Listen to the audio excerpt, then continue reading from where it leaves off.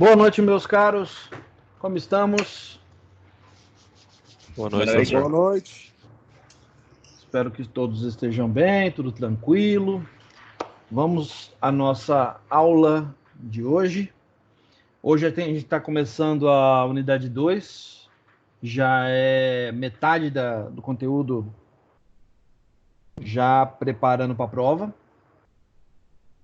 No entanto, devido a esse isolamento, aí as provas estão adiadas e a gente não sabe exatamente até quando, tá? A princípio, as aulas deveriam retornar a partir do dia 14. No entanto, até agora a reitoria não deu nenhuma resposta para nós, então a gente não sabe dizer exatamente quando que as nossas aulas vão ser retomadas. Enquanto isso, a gente vai preparando as aulas para vocês, dando as aulas por aqui. Apesar da aula ser online e ao vivo, eu estou liberando essa aula também no YouTube, lá naquele canal que eu fiz exclusivamente para as aulas para vocês e para as outras turmas. E o material, o PDF disponível lá no Google Drive para poder estudar, tá? Bom, sem perder muito tempo, vamos diretamente para o nosso encontro, né? Muito bem. Vamos para a nossa aula e a partir dessa unidade nós vamos tratar de coisas mais factíveis, né? Eu vou parar de falar muito de teoria e eu vou começar a falar de muita coisa prática, coisas que vocês têm no dia a dia, coisas que vocês geralmente interagem. Algumas das quais muitos de vocês vão dizer, mas já sei sobre isso, eu conheço esse assunto. Muito bem. Então, compartilha teu conhecimento com os seus colegas, né? E deixe todo mundo preparado, bem informado, para na hora que a gente voltar às nossas aulas presenciais, vocês possam estar bem preparados para o período de provas que vai vir depois, tá? Bom, vamos em frente. Como eu falei, nós estamos entrando na unidade 2, que trata de classificação de sistemas computacionais. Nesta aula em específico, que é a primeira sessão dessa unidade 2, nós vamos falar sobre fundamentos e estrutura geral no sistema de computação. E a primeira coisa que você trata, quando falamos de estrutura de sistema de computação, é computadores em si, né? O que é aquela caixinha com telinha que mostra imagem para você? Isso, lógico, eu estou sendo bem redundante, né? Bem, vamos dizer assim, a grosso modo, né? Tá. O que a gente vai discutir hoje, então, falando a respeito da caixinha lá?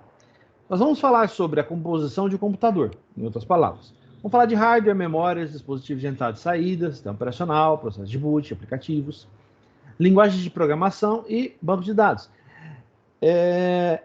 Em termos gerais, então, nós vamos falar sobre o que é um computador. Isso eu sei. Sabe definir para mim exatamente o que é um sistema operacional? Não a grosso modo, tecnicamente falando. Sabe me dizer exatamente como funcionam as memórias? Qual é o esquema de memórias? Quantos tipos de memórias um computador tem? Eu conheço memória RAM. Não. Que tipo de memória... Então tá, que tipo de memória é a memória RAM? Como assim que tipo de memória? Que tipo de memória? Ela é uma memória volátil ou não volátil? Se ela é volátil, por quê? Se ela é não volátil, por quê? Então, geralmente a gente trata esses assuntos como assuntos corriqueiros do dia a dia. Só que a gente não sabe exatamente o quê? A definição técnica de cada um deles. E é justamente isso que a gente vai tratar nessa aula. Definições técnicas. Tá? Então, vamos lá. Compondo um PC. Tá? Não é só simplesmente você abrir lá o Mercado Livre e sair comprando peça. As peças têm que ser compatíveis. Os processadores, né, devem trabalhar numa frequência ideal. Para que você vai montar a sua máquina? Qual é o seu objetivo? Vou montar um PC gamer. Você coloca, lembra desse exemplo? Eu dei esse exemplo em sala. Você coloca um 16 GB de RAM, você coloca SSD, você coloca placa de vídeo em um i3.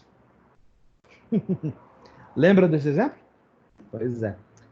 Então vamos discutir um pouco mais sobre isso para a gente chegar a algumas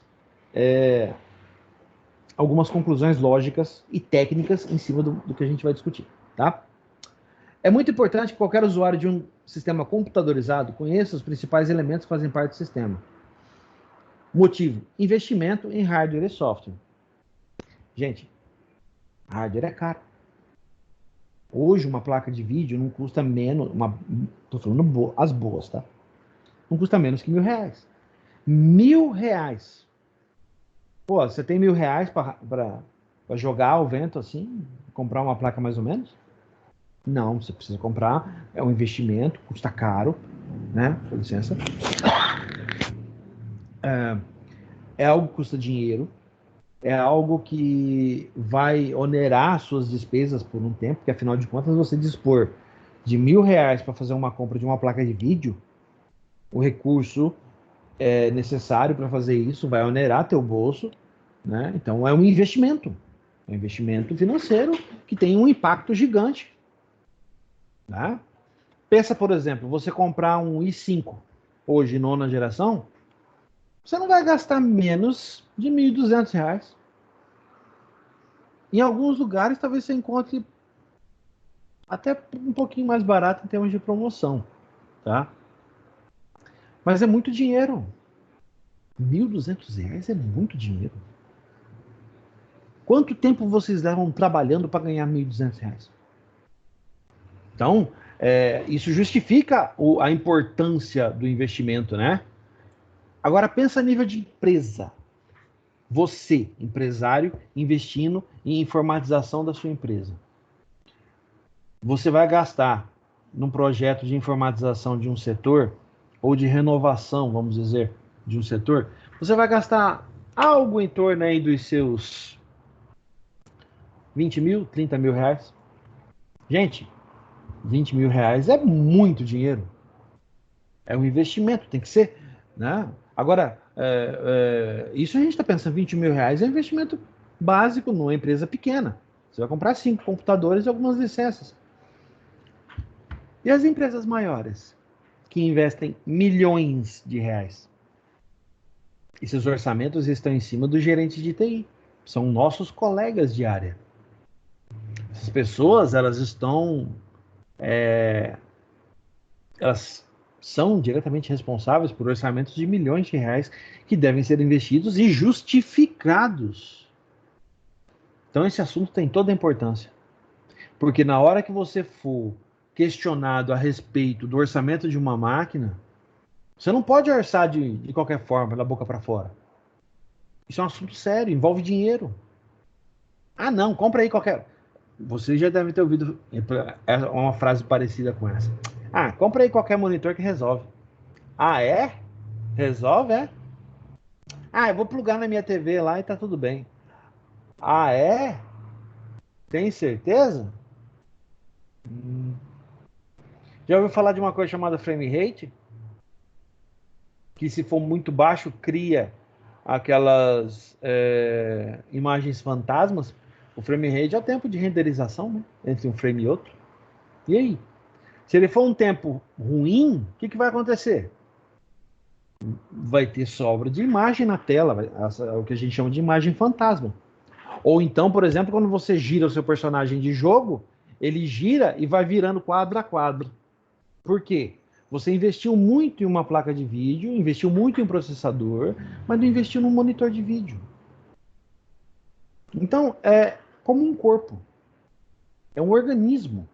Precisa funcionar tudo alinhado, caso contrário, vai dar problema. É natural. Certo? Por isso é que é tão importante, eu estou falando isso porque esses 3 parágrafos falam justamente disso. Importante é o quê? Investir, aqui, eu acho essa frase fundamental, tá? Investir com inteligência. Gente, vocês são responsáveis por orçamentos, em alguns casos, milionários para informatização de setores. É um custo grande, a empresa aposta na sua responsabilidade. Você vai orçar algo que você não sabe? Isso é perigoso, hein? Vamos em frente. Quando a gente fala de hardware, eu estou querendo falar do quê? De acordo com a definição mais específica de teoria, é o conjunto de todos os dispositivos que compõem a arquitetura de um computador, como processador, memórias, teclado, mouse, monitor, redes, placa de vídeo, barramentos e todos os demais dispositivos que estão conectados ao computador. Todo esse conjunto compõe o hardware da sua máquina. O hardware básico de um computador é formado por 3 elementos principais, que nós conhecemos popularmente de maneira errada, tá? Infelizmente. Eles são a CPU, memória e os dispositivos de entrada e saída, conhecidos também como periféricos, tá? Por que eu digo conhecidos de forma errada? Vocês vão entender daqui a pouquinho. CPU. Quando eu falo em CPU, o que vem na cabeça? Aquele caixote que fica ali, onde eu tenho umas peças dentro e eu aperto o botão para ligar o computador. É mesmo, é? Será? Vamos ver. CPU. Do inglês Central Processing Unit, ou UCP, Unidade Central de Processamento. Também conhecida como processador. Tem nada a ver com aquele caixote. É o elemento principal de um computador. Podemos dizer que pode ser considerado o cérebro do computador. Sem ele, seu computador não funciona. Experimenta ligar uma placa-mãe sem processador para você ver o que vai acontecer. Ela vai apitar. Feito uma louca. Responsável por realizar o gerenciamento de todas as tarefas, cálculos e lógicas realizados pelo computador. No caso dos microcomputadores, tablets e smartphones, essa função é executada por microprocessadores. Hoje, praticamente tudo tem microprocessador. Né? Tudo. No caso dos computadores de maior porte, a CPU é formada por diversos processadores que trabalham em conjunto para aumentar a capacidade de processamento.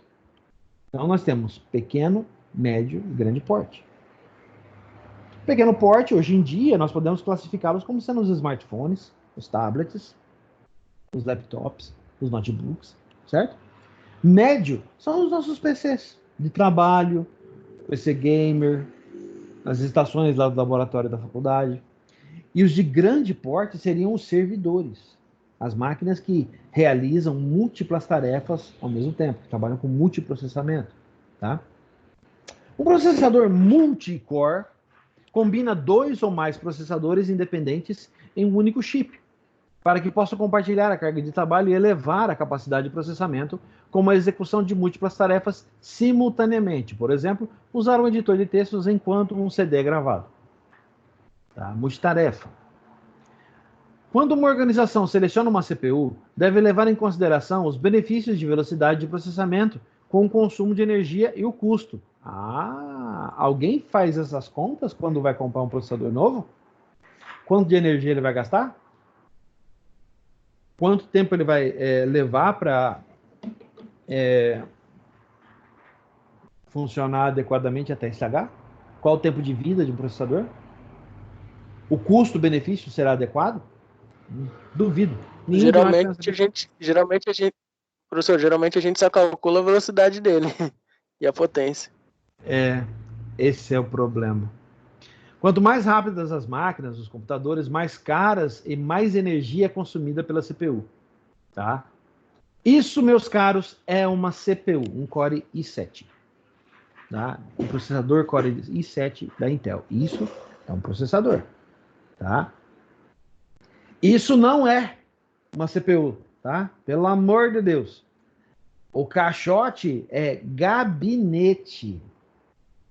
CPU é aquilo do lado direito.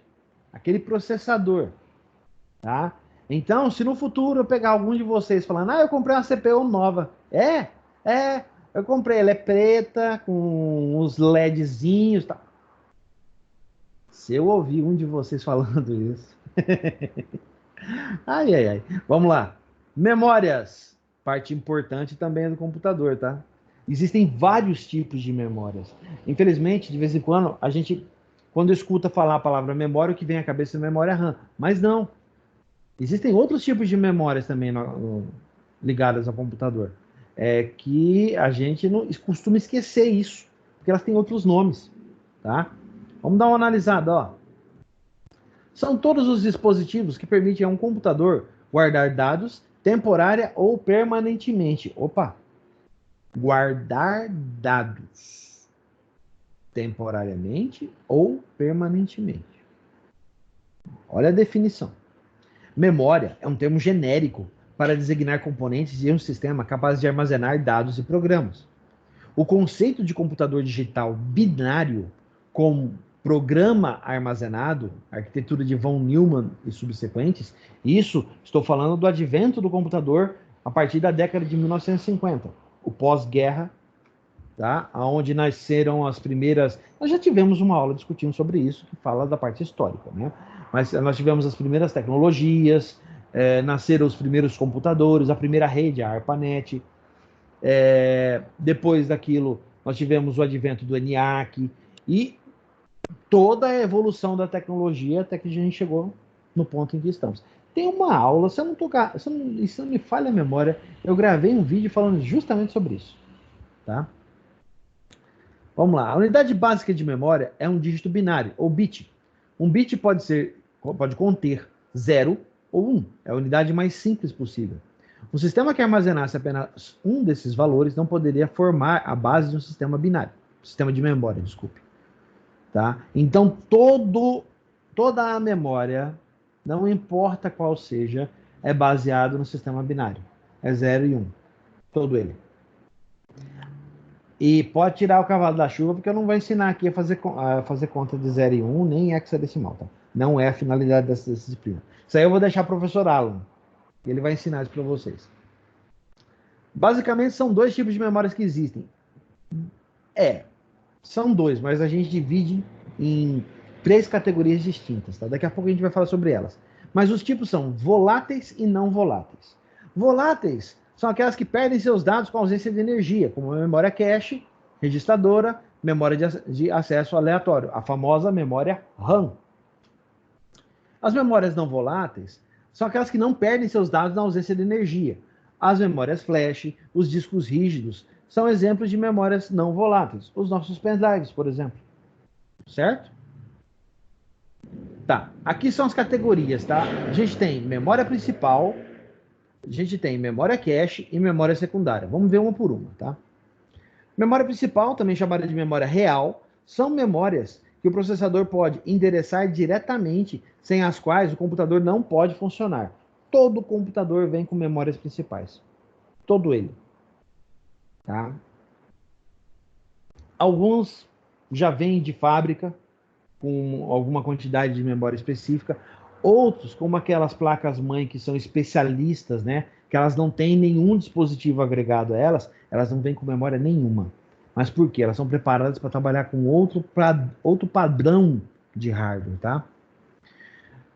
Estas fornecem geralmente uma ponte para as secundárias, mas a sua função principal é de conter informação necessária para o processador num determinado momento.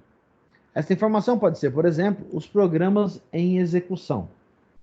Nessa categoria, insere-se a memória RAM, que é uma memória de semicondutores volátil com acesso aleatório, isto é, palavras individuais de memória são acessadas diretamente utilizando uma lógica de endereçamento implementada em hardware. Complicada a definição de RAM, não era tão fácil assim como vocês pensavam. Também pode-se compreender a memória ROM, a não volátil, registradores e memória cache. Memória cache. Memória volátil, de alta velocidade, mas com baixa capacidade de processamento. A cache é aquela que guarda as lembranças durante a execução. Fixa isso que eu acabei de falar na cabeça para vocês não esquecerem, tá? Fica localizada entre o processador e a memória principal e possui uma cópia de parte dos dados contidos na memória principal, a parte que ela mais vai utilizar, tá? Quando o processador precisa acessar um dado na memória principal, ele verifica se o dado está disponível na cache. E se estiver, ele utiliza o dado normalmente. Quando o processador não encontra o dado na cache, ele busca o dado na memória principal e faz uma cópia do bloco de dados de onde o dado foi localizado e armazena na cache. Então, a cache é a memória mais utilizada pelo processador e pela placa-mãe em si. Tá? Lembrando uma coisa muito importante, ainda vamos discutir isso mais para frente, mas a placa-mãe está mais para um gerenciador de dispositivos de entrada e saída do que para um núcleo de processamento real. Tá? Isso quem faz é o processador.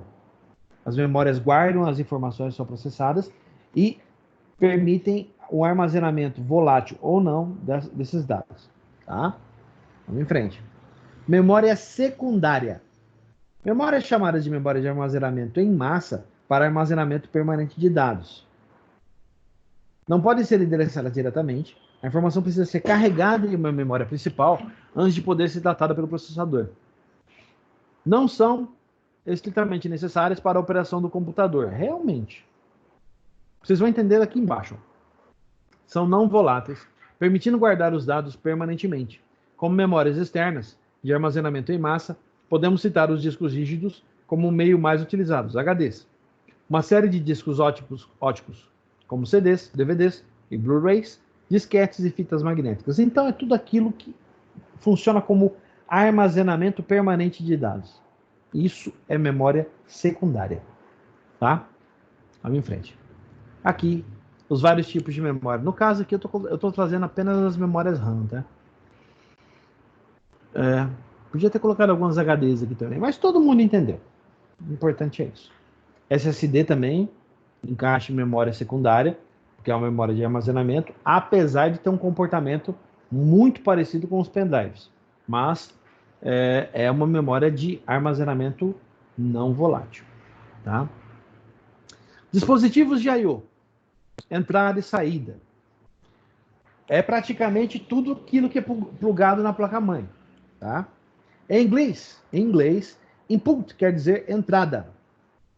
Lida com toda a parte da entrada de dados, seja física ou lógica. Olha só. Entrada de dados. Física ou lógica. Professor, o que é entrada de dados física? Você pode compreender a entrada de dados física como, por exemplo, o teclado, o mouse. E a saída de dados desses caras? Por exemplo, a saída. Uma saída de dados do computador, seu monitor de vídeo, que em alguns casos também funciona como entrada, como é o monitor, no caso do monitor do touchpad. Saídas de som, por exemplo, impressões, são formas de entrada e saída de dados, tá? Já o output, em inglês, saída, é responsável pela parte da saída dos dados, com a mesma função, porém cuida apenas das respostas. Toda saída, então, deve ser enxergada como uma resposta, uma reação a uma entrada de dados. Então temos o input, output, ou simplificando, nós temos o I/O. Muito importante. Dispositivos de armazenamento. Responsáveis pelo armazenamento de dados e programas que não são perdidos quando o computador é desligado. Entre eles. Isso aqui é considerado o quê? Dispositivo de entrada ou de saída? Vamos ler. Entre esses dispositivos estão HD, disquete, fita, pendrive, discos óticos, CD, Blu-ray, cartão de memória, etc. Podem ter seus dados alterados a qualquer momento pelo usuário. Então, esse tipo de dispositivo, ele se encaixa na categoria de entrada e saída. Tá? Gente, só um instantinho, que parece que está tendo algum problema no grupo.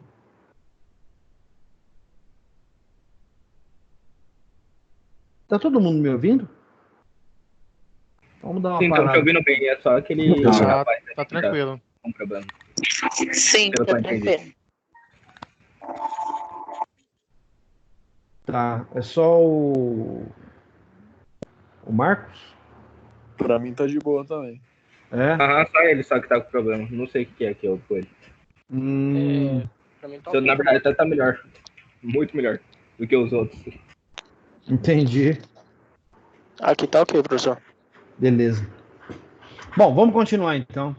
Aí, em caso de problema aí, a gente para e verifica, tá? Ah, tá. Ele tá com fone de ouvido agora. Ótimo. Vamos continuar então. Dispositivos de interface com o usuário. Teclado, mouse, monitor, impressora, plotter, caixas de som, joystick, scanners, leitores de memória, reprodutor de MP3, etc. Quando se fala de dispositivo de interface com o usuário, ele está citando exatamente o quê? Entrada ou saída? Resposta: ambos. Porque o teclado é uma entrada de dados. O mouse também. O monitor pode ser entrada e pode ser saída. A impressora, saída de dados. O plotter, saída de dados. E o scanner? Entrada. Joystick, entrada.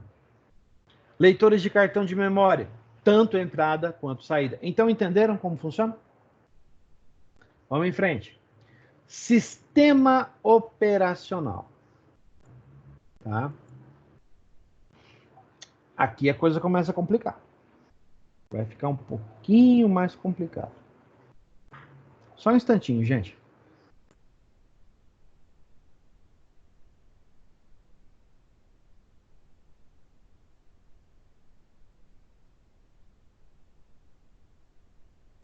Beleza. Sistema operacional. É uma interface entre o hardware do computador e o usuário que facilita a execução de outros programas e o acesso aos recursos de hardware e software. O sistema operacional permite que um usuário do computador possa executar tarefas sem conhecer os detalhes de funcionamento do hardware. Exemplos de sistemas operacionais são o Windows, o OS X, o Android, o Unix, o Linux, o OS2, DOS, CP/M, etc. Existem vários. Citamos os principais.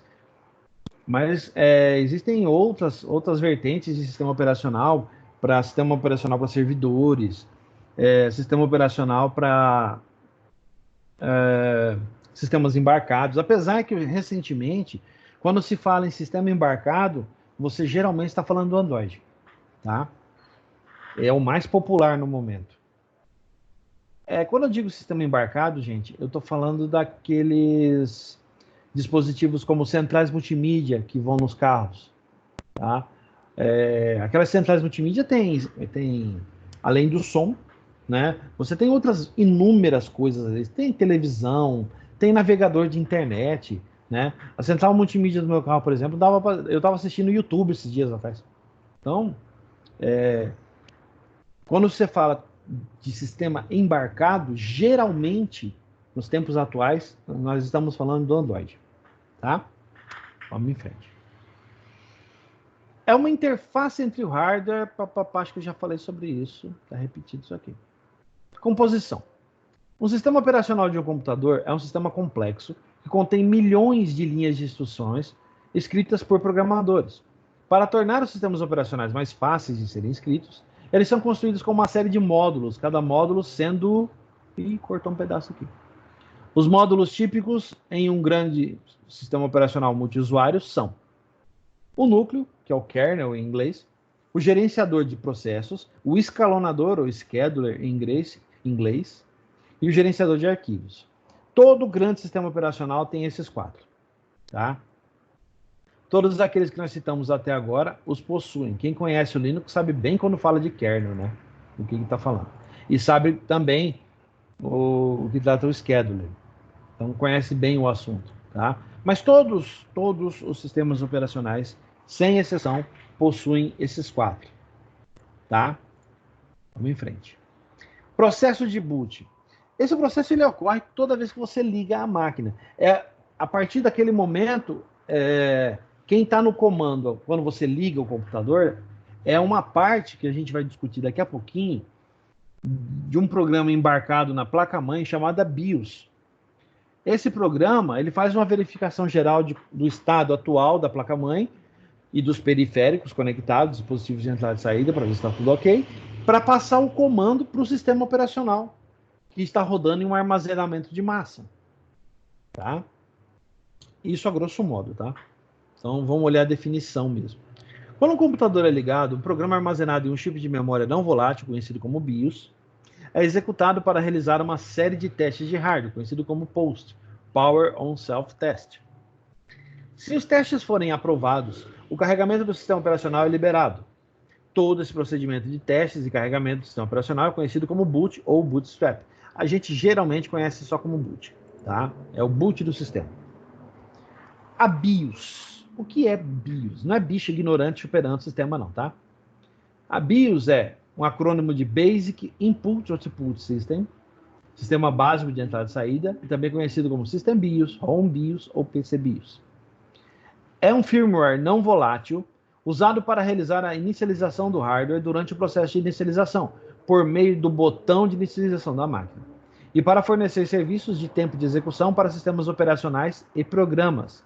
O firmware BIOS vem pré-instalado na memória permanente da placa-mãe do computador e é o primeiro software a ser executado quando se liga à máquina. Importante, existem vários tipos de BIOS, acho que até eu falo aqui na frente, deixa eu ver se eu confirmar. Não falo. Existem vários tipos de BIOS disponíveis hoje no mercado, para vários tipos de dispositivos diferentes. Alguns nós conhecemos basicamente como firmware, como é o caso dos celulares antigos, né? Antes dos smartphones, com armazenamento de massa grande o suficiente para armazenar um sistema operacional, tá? Como é o caso dos Android de hoje em dia. Além disso, o firmware é praticamente embarcado em todo dispositivo que tem microprocessador, todo ele, tá? Se vocês procurarem, vocês vão encontrar essa palavra em praticamente todo dispositivo eletrônico que existe. Então, eu posso entender, professor, que todo dispositivo eletrônico que existe tem uma espécie de BIOS nele? Sim, você pode entender dessa forma. Muito a grosso modo, mas você pode. Alguns deles, inclusive, são acessíveis. Você pode conectar eles, tá? Um exemplo bastante interessante são as primeiras Smart TVs que saíram no mercado. Elas vinham com um firmware embarcado nelas, não era um sistema operacional ainda, elas vinham com um firmware embarcado nelas, que para você atualizar, você tinha que baixar o firmware original, a versão nova, colocar para dentro do seu pendrive, plugar na TV e entrar no sistema da TV para pedir para ele atualizar, localizar o pendrive e mandar atualizar. Não sei porquê, mas alguém aí deve ter pensado na cabeça, é assim que eu mantenho meu IPTV funcionando. É a mesma coisa, tá? Vamos em frente. Aplicativos. Definição. São os programas utilizados pelo usuário para a realização de diversas tarefas, como processador de textos, planilhas, bancos de dados, jogos, tocadores de música, antivírus, edição de imagem e demais ferramentas que são utilizadas pelos usuários. Enfim, são todos os programas que vocês têm disponíveis instalados no computador de vocês, ou no smartphone de vocês, ou no notebook. Os programas aplicativos são projetados para serem executados em um determinado sistema operacional. No final disso aqui eu vou falar um pouquinho sobre isso, tá? Que é o conceito do crossover. Mas a gente vai falar daqui a pouquinho sobre isso. Os programas aplicativos que são projetados para serem executados em diversos tipos de hardware e sistemas operacionais possuem a característica de independência de hardware. Bem, deixa eu ver se não tem mais nada aqui. Não, eu posso falar a respeito. Existem alguns tipos de programas que foram desenvolvidos para rodarem multiplataforma ou cross-plataforma. Estes programas, eles rodam independente do hardware e não têm ligação nenhuma com o subsistema operacional daquele dispositivo onde ele vai ser instalado. Tá? Que tipo de programa que eu estou falando? Professor, o senhor está falando de alguma coisa que pode ser feita, por exemplo, algo feito no Windows que pode rodar no Linux? Sim. Muito parecido com isso. Por exemplo, o Java gosta de gargantear aos 4 ventos que ele roda em qualquer plataforma. Não é bem assim. Tá? Assim como o .NET Framework agora, com o lançamento do ASP.NET Core, também garganteia a mesma coisa. eu posso rodar em qualquer sistema operacional. Não é bem assim. O sistema operacional que você pretende rodar, ele tem que ter o subsistema base para que a sua aplicação rode, porque ela depende de um conjunto de bibliotecas para funcionar. Essas bibliotecas devem estar instaladas no sistema operacional de destino. Então, quando o Java e o .NET falam que podem rodar em qualquer plataforma, na verdade, eles estão dizendo que a plataforma deles roda nativa em qualquer sistema operacional. E o programa que você produzir usando a plataforma deles roda naquele sistema operacional. Então alguém pode pensar em propaganda enganosa. Concordo completamente com vocês. Por isso que qualquer um que gargantear que Java é melhor, C Sharp é melhor, é xiita e conselho, se afastem de pessoas xiitas, tá? Sejam pessoas de mente aberta. Porque não existe nada melhor do que argumentos para rebater certos tipos de coisa. Ou, como diz um amigo lá do direito, contra fatos não existem argumentos. Fato é que a plataforma só roda em determinado sistema operacional se o subsistema de bibliotecas dela já estiver instalado no sistema operacional. Aí sim eu posso pegar um programa feito em Java, desenvolvido no Windows, pegar o fonte, levar para lá, compilar naquela plataforma e botar para rodar. Ele vai funcionar. .NET é a mesma coisa.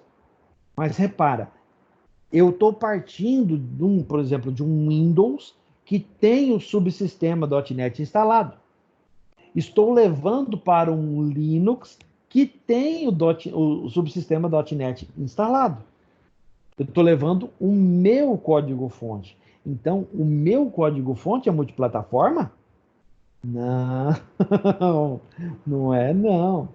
O seu código-fonte foi desenvolvido em uma única plataforma que, por um acaso, é instalada em 2 sistemas operacionais diferentes. E pode rodar o código nativo desde que desenvolvido utilizando o material daquela plataforma. Então, a pessoa fala para você, não, o meu sistema é multiplataforma, roda em qualquer lugar. Olha, levanta, pede licença e vai embora. Para não entrar em discussão, tá? Vamos em frente. Linguagem de programação.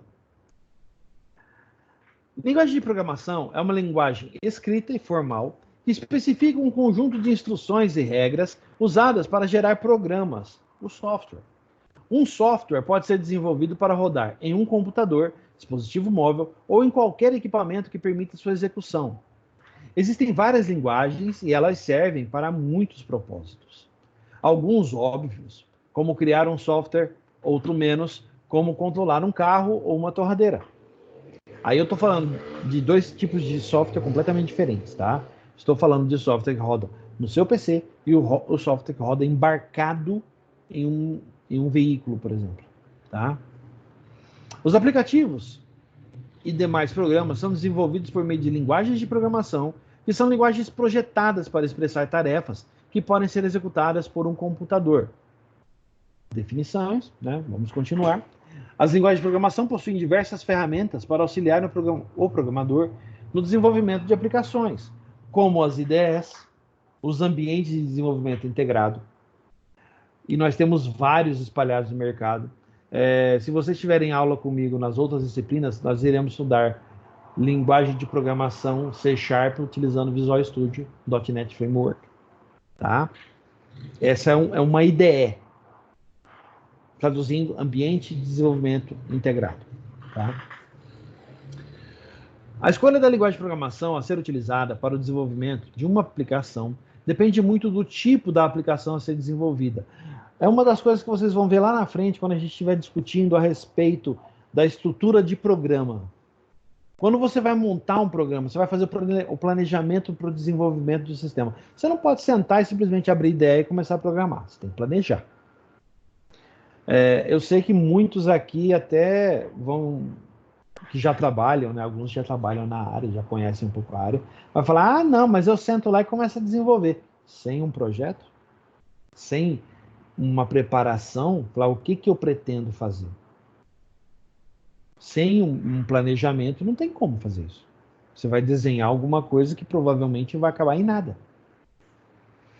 Cada linguagem de programação possui recursos específicos que permitem otimizar um determinado tipo de aplicação.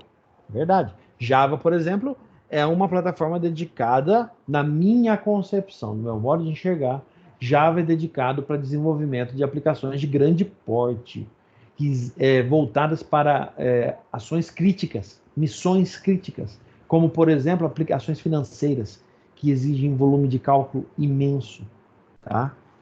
Já o .NET Framework ele é voltado para desenvolvimento para serviços back-end ou serviços front-end, mas num nível de complexidade um pouco mais baixo, uma coisa mais popular.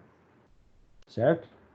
E aí vocês têm outras linguagens de programação que são mais populares, como PHP, Python, Perl. Python, por exemplo, é uma linguagem de programação voltada especificamente, né, atualmente ela é voltada para isso, para trabalhar com inteligência artificial e ciência de dados. Né? PHP é uma linguagem de programação voltada para a web, para desenvolvimento de aplicações cliente-servidor. Então, você tem especialidades para cada linguagem de programação. Resta saber o que você pretende fazer, qual é o seu planejamento para o desenvolvimento da tua aplicação. É outra coisa que você tem que levar em consideração. Tá? Vamos em frente. Banco de dados. O assunto preferido da Simone. Vamos lá. O que é um banco de dados? Um conjunto integrado de elementos de dados relacionados logicamente. Conjunto integrado de elementos de dados relacionados logicamente. Não podia ser mais difícil a expressão, né? Vamos lá. Reúne os registros armazenados previamente em arquivos distintos em uma fonte comum de registro de dados, fornecendo os dados que são utilizados em muitas aplicações. Em outras palavras, é um local onde você armazena informações de maneira ordenada e organizada. Os dados são armazenados em um banco de dados e são independentes dos programas aplicativos que os utilizam e do tipo de dispositivos de armazenamento secundário nos quais estão armazenados. Você pode armazenar banco de dados hoje praticamente em tudo. Tá? Praticamente em tudo. Por exemplo, eu tenho no meu smartphone um banco de dados chamado SQLite, que roda as aplicações e armazena dados de várias aplicações disponíveis. Provavelmente vocês também o têm nos celulares de vocês. Quem usa iPhone, certamente tem. E não sabe, mas tem. Como exemplo, podemos citar o banco de dados de clientes de uma empresa. Olha só. Que contém o cadastro de todos os clientes e é utilizado quando a empresa precisa buscar os dados de um determinado cliente para realizar uma determinada operação. Então, quando se trata de armazenamento de dados, nós temos várias formas diferentes de atuar e de trabalhar. Vamos dar um exemplo.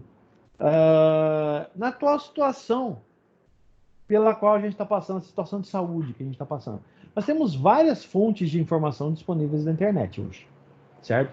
Essas fontes de informação, elas recebem dados de várias origens, como as secretarias de saúde dos estados, dos municípios e do próprio Ministério da Saúde. Essas informações são armazenadas e compiladas em bancos de dados e ficam disponíveis para que as páginas informem as pessoas pela internet, os serviços de informação obtenham esses dados e possam transmitir essa informação à população, certo? O banco de dados é uma das, vamos dizer assim, uma das áreas primordiais da ciência da computação e da análise de sistemas. E hoje em dia é uma das profissões mais bem remuneradas do mundo. Para falar a verdade, existe uma disciplina nova, bastante interessante, chamada ciência de dados. Essa disciplina de ciência de dados, ela volta exclusivamente ao estudo de informações complexas, como a situação atual da pandemia. Como você pode dizer, por exemplo, a quantidade de casos em determinado país separados pela idade, pela faixa etária e pela localização geográfica das pessoas.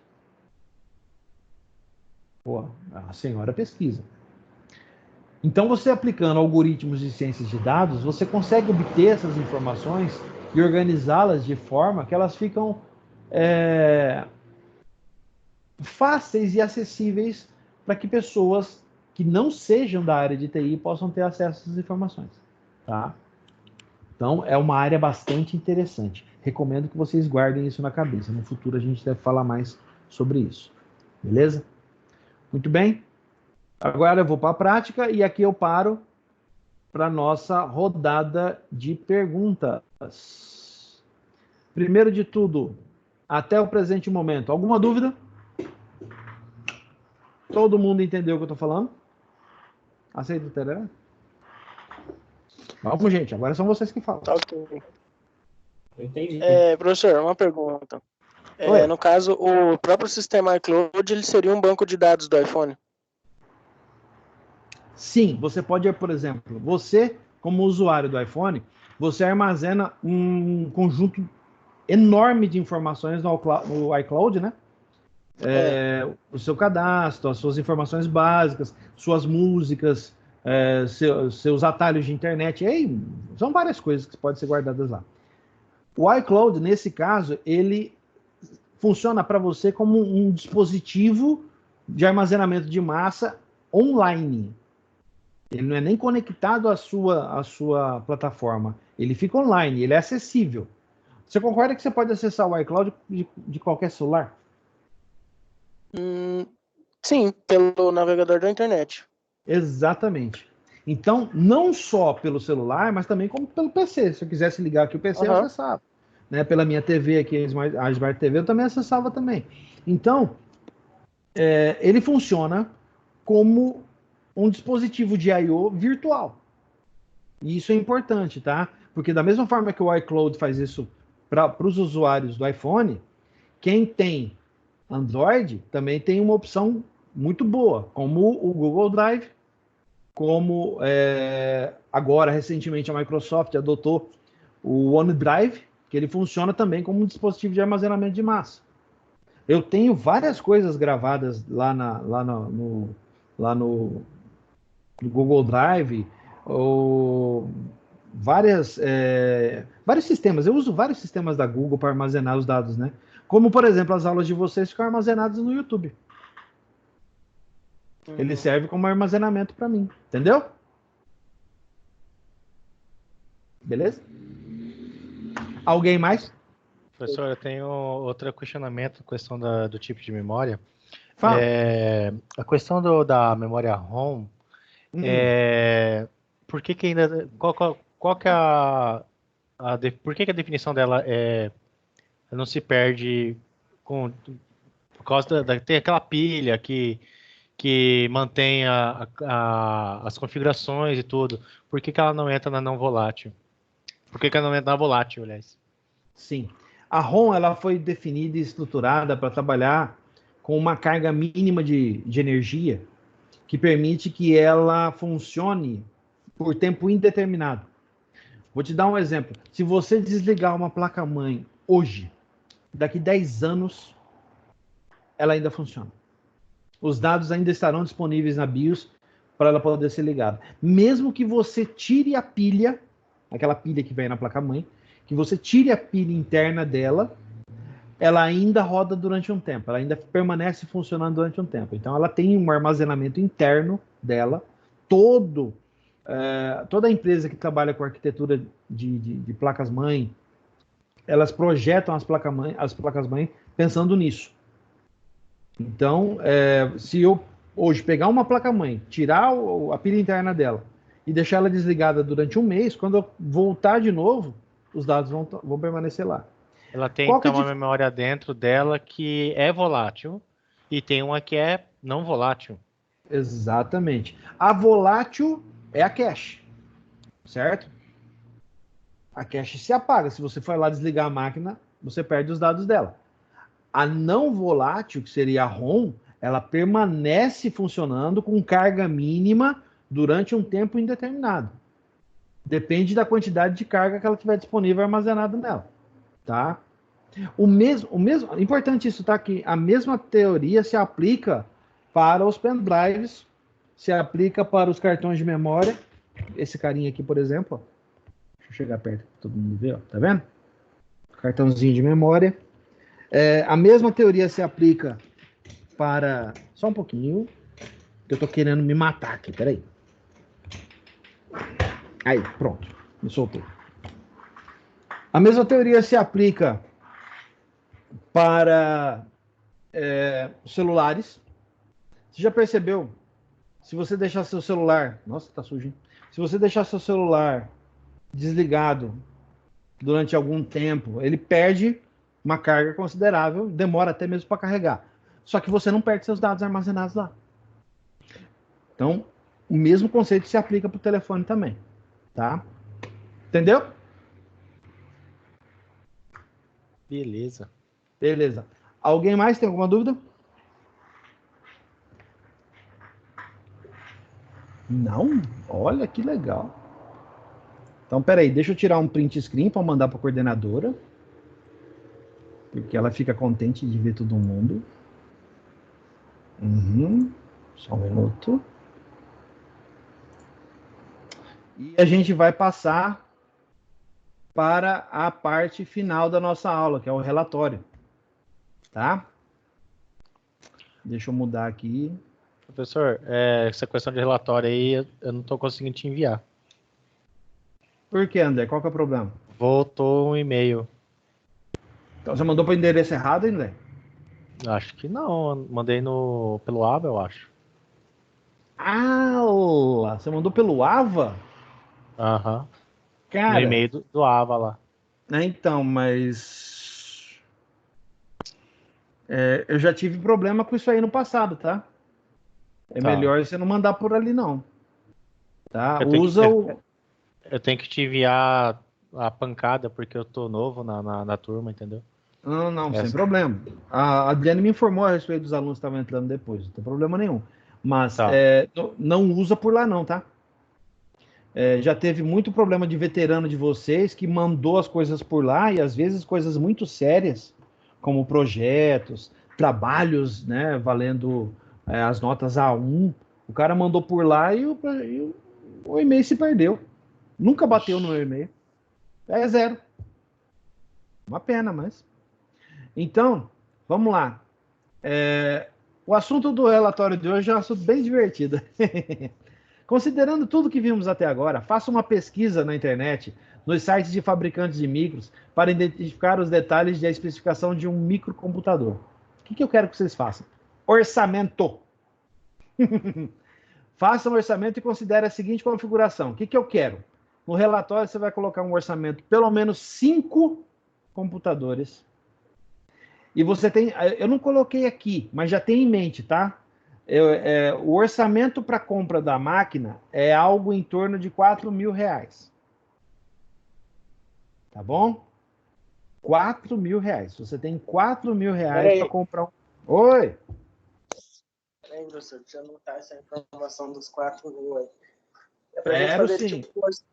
A gente fazer tipo 5 orçamentos nessa faixa etária de preço com R$4.000, especificando tudo as peças componentes. Tudo que tem aqui, ó. Olha aqui na tela para você ver. A seguinte configuração. O que eu quero? Tipo de processador, velocidade do processador, quantidade de memória básica e expansão, dispositivos de entrada e saída disponíveis, se ele vem com mouse, com teclado, sem fio ou com fio, o sistema operacional que vem embarcado nele. Se não vier, também você tem que especificar. Essa máquina não vem, tá? Dispositivo de armazenamento, o HD ou o SSD, não está aqui, mas é SSD também.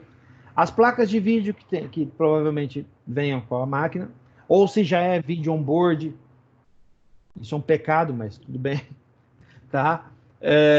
O tamanho e a resolução do monitor de vídeo e outras interfaces que ele tenha a mais. Tá? Então eu quero no relatório 5 orçamentos. Vocês têm um valor de R$4.000 para gastar. Então, quer dizer, dá para escolher dá para montar uma maquininha razoável. 4 mil? O dólar tá R$5, hein, professor? 4 mil Tá dá uma difícil. boa.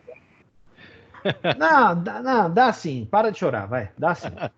Dá sim. Vamos lá. Ó, gente, pelo menos 5 linhas para cada um, tá?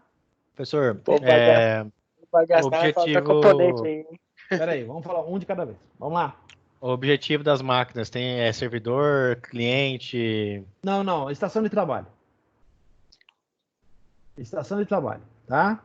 Tá. Depois eu mando isso aí, eu vou colocar, enquanto vocês estão copiando aí, eu vou colocar no WhatsApp de vocês, tá? Então vamos lá.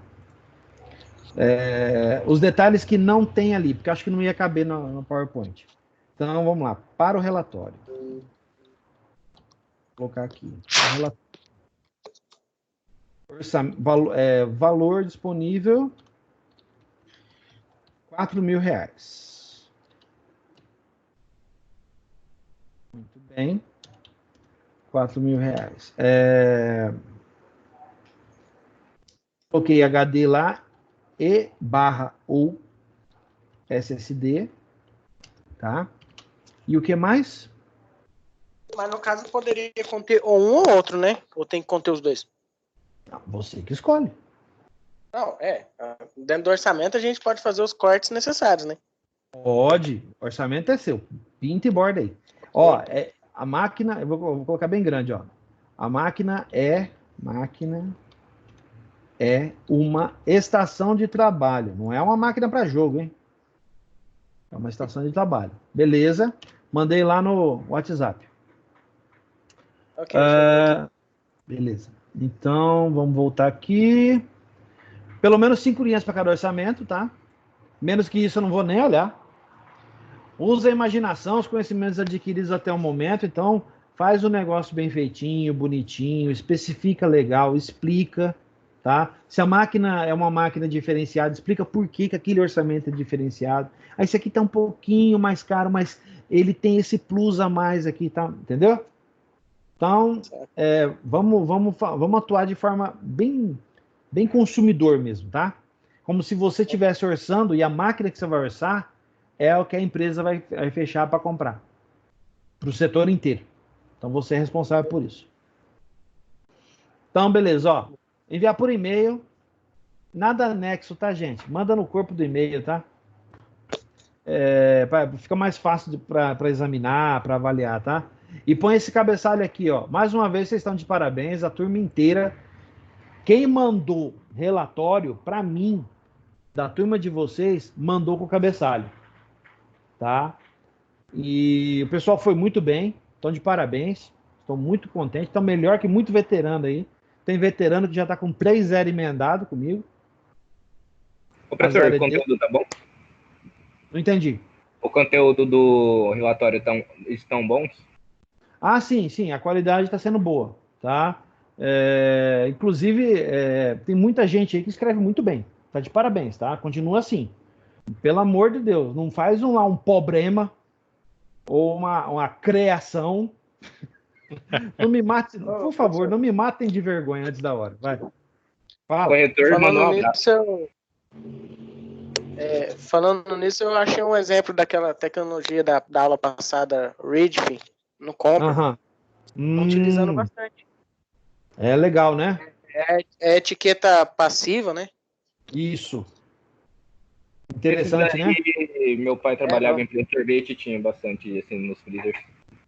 Ah, legal. Legal. Isso aí hoje para nós é trivial, mas há 10 anos atrás era um verdadeiro milagre. Tá? Muito bem. Então, relatórios até domingo.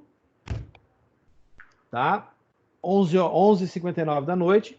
Eu estou deixando para lançar os relatórios de vocês depois que todo mundo envia.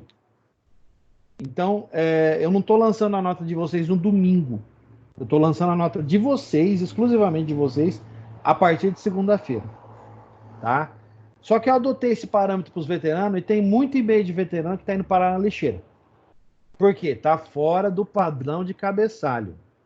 Até agora vocês estão de parabéns. A turma inteira está saindo muito bem. Permaneçam assim. tá? Estou muito contente. Beleza? E assim a gente conclui a nossa aula. Alguma dúvida, gente? Nenhuma, professor. Boa noite. Tranquilo, Bom final de semana. Beleza? Tudo ok. Então tá ótimo. Um excelente final de semana para vocês. Tudo de bom. Cuidem-se, pelo amor de Deus, para a gente poder se reunir presencialmente daqui a um tempo, tá bom? Professor, Valeu. Oi. Boa tarde. É nóis. o senhor tem noção de quando é que vai voltar às aulas já ou não? Nenhuma. A gente estava esperando alguma coisa em torno do dia 13. Já foi prorrogado até dia 30. Eita. E eu não sei não, viu? Sinceramente, eu não sei não. Uma Oi. pergunta aí. Em relação às nossas atividades, assim, no caso provas, eu falo assim, como que a gente vai fazer se for prorrogado mais tempo? Não, as provas de vocês foram adiadas. Ok. Mas daí qualquer coisa vai ter que ser online. As provas. Não. A gente não pode. A universidade não pode aplicar prova online para vocês. Vocês não são curso EAD. Vocês são curso presencial. As provas de vocês teriam que ser presenciais. Então, nesse caso, provavelmente as provas sejam adiadas até o final desse isolamento todo, tá?